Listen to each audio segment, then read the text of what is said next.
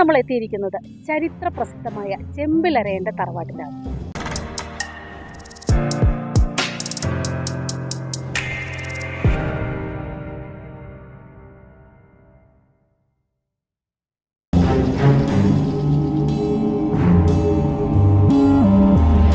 ആക്രമണം 1808 ഡിസംബർ മാസം 28-ാം തീയതി അർദ്ധരാത്രിയാണ്.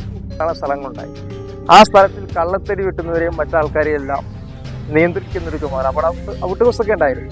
അതിന്റെ ചുമതല ഇദ്ദേഹത്തിന്.